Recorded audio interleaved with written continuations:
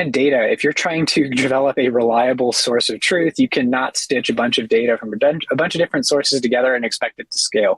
Typically, you will need the modern data stack. Now, this is a deep topic, and I can talk a little bit about it. And there are also people that know a lot more than me about the modern data stack because it changes literally almost every week with new tools and new methods available, especially with AI being a big thing right now in the market.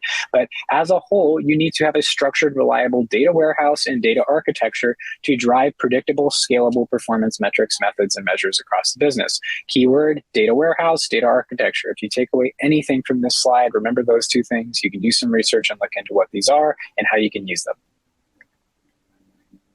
The last bit here is having unclear data definitions on your key metrics. If you do not have your key metrics defined to where a third grader can understand them, then that is a problem. You need to have very simple definitions of your key business metrics so that everybody in the company gets what they are, gets why you need to do them, and gets where they play into it. This is the how and the why across everything in the business for every person that is driving business results, especially marketing teams. Key takeaways here, I'm going to go through these pretty quickly. The first one is going to be finding or hiring someone in finance in your space to help drive strategy, or making sure marketing has clear guidance in connection with sales, go-to-market, and the board.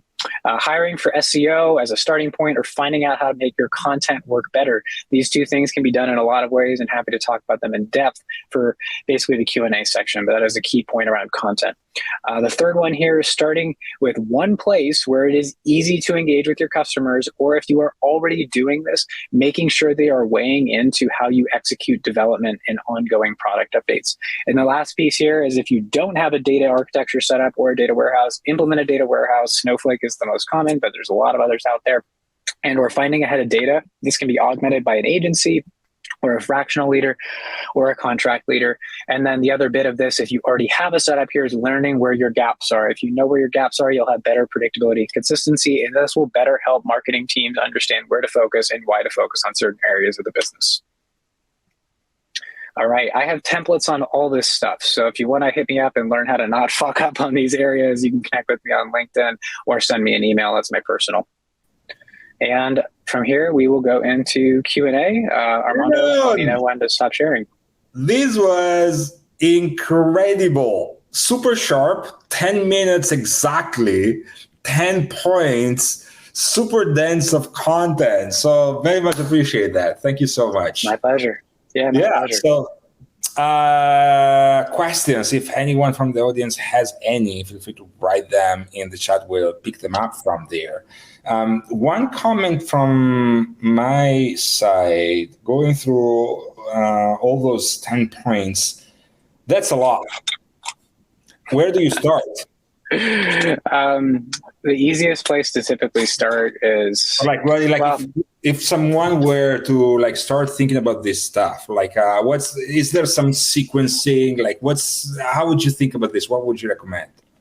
Yeah, so the order that I mentioned, those four initial topics, start with strategy. Start with how you're forecasting growth in the business. And you can do that in a lot of ways, but that exercise will force you to think about this stuff, and it'll force every specific conversation or detailed instance you need to look into when you're building a marketing team and a marketing org. Right. Yeah, it's funny because I'm an ops person by trade as well. And so lots of the ways you think about the world are the way I think about the world. And when you were mentioning the plan, my immediate reaction is yes. Also, be aware that all plans are wrong. Some are useful, right?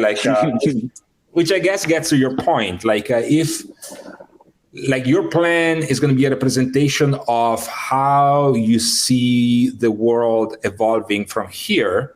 And so the discrepancies and the gaps will kind of surface, where are things that you might want to double click and, investigate further. Is that how you would think about this? Yeah, I'd say the plan will just identify what you don't know. right? So the benefit of a plan is, number one, sometimes it can change, but number two, like the best thing to know is your blind spots, right? So if you know within the plan, wow, this is a really important metric or area of the business, I have no clue how to influence it, or hey, I only know a little bit about this, or man, we only have 2 people on the team dedicated to this, we probably need more. It's good to start those kind of conversations, and those conversations will lead into like what to prioritize, and that's what's pretty healthy when you're at this stage, at least early on, and it can be actually actively quarterly or monthly as part of like normal business reviews. So that's how I look at the general plan as it evolves. For sure. Another question that I get all the time, which I'm curious about your point of view on this, is the fact that, you know, aligning a big organization, a complex organization on some common objectives and goal, it's not for the faint of heart, you know? and it's not easy. What's your best way of solving for that? Yeah, when you're aligning the broader organization, so I mean, we can talk about this as like ops people or as marketing people. As marketing people, the best way to align the organization is to, again, choose things that you can control in the business and share regular updates on how those things are going. The good news about marketing is it's the top of funnel part of the business. Everybody actually cares about it and finds it somewhat interesting. But if you're not plugged into the right stuff or sharing the right things, if you're just talking about awareness all day, no one's really going to care about that. But you need to talk about how website traffic is increasing, results are increasing, that influence the other areas of business. That's how you do it as a marketing team. When you're doing it on the ops side and you're trying to align, like, let's just say a whole company or a go-to-market org, you need to know, everyone needs to know what their job is, right? So if everyone understands what their job is and what metrics they influence and how the business revolves around their particular section of the business, that's what you need to start with. Once you have that in place, regular communication and updates is all you need. Your leaders, in terms of your departments, no matter how big the teams are the ones that should own that and should be regularly updating that and working with their team, and then sharing that with the other orgs as part of an ongoing cadence. And that can vary depending on stage of business, company size. But yeah, mainly, you know, marketing needs to be providing regular updates on how the top of funnel is going, how the business is moving forward and driving efficiency, results. And then same thing with the other orgs. If you want to keep everyone on the same page, everyone just needs to know what their job is. And that's where the strategy part is actually probably the most important, because it starts those conversations and gets people used to that. Aaron, this was awesome. Thank you so much for that.